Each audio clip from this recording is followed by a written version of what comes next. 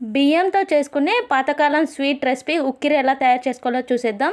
మంట సిమ్లో పెట్టుకొని బియ్యాన్ని ఇలా దోరగా వేయించుకోవాలి. ఇలా బ్రౌన్ కలర్లో వచ్చిన తర్వాత ఇందులో 2-3 యాలకులు వేసుకొని మిక్సీ చేసుకోవాలి. ఇలా పౌడర్ లాగా వచ్చిన తర్వాత ఇందులో రుచికి సరిపడినంత బెల్లం కానీ బెల్లం పౌడర్ కానీ వేసుకొని ఉండలు లేకుండా కలుపుకొని ఒక గ్లాస్ వాటర్ వేసుకొని ఒక 5 మినిట్స్ వరకు పక్కన పెట్టుకోవాలి. బెల్లం అంతా కరుగుతుంది. ఇప్పుడు ప్యాన్లో కొంచెం నెయ్యి వేసుకొని డ్రై ఫ్రూట్స్ అయితే వేయించుకోవాలి. ఇవి బాగా వేగిన తర్వాత ఒక బౌల్లో వేసుకొని ఇదే ప్యాన్లో కొంచెం నూనె వేసుకొని ఇంతకుముందు పక్కన పెట్టేసుకున్న బియ్యం మిశ్రమాన్ని వేసుకొని కొద్దిగా కొబ్బరి పొడి వేసుకొని ఉండలు లేకుండా బాగా కలుపుకోవాలి.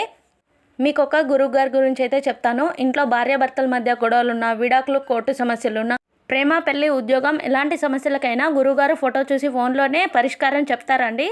దుర్గాభవాని జ్యోతిషాలయం. గురువుగారి పేరు సీతారామరాజు. నమ్మకంతో స్క్రీన్ పైన కనిపిస్తున్న నెంబర్కి కాల్ చేసి మీ సమస్యల్ని పరిష్కరించుకోండి. ఇలా దగ్గరగా అయిన తర్వాత డ్రై ఫ్రూట్స్ నెయ్యి వేసుకొని దించేసుకుంటే స్వీట్ రెడీ.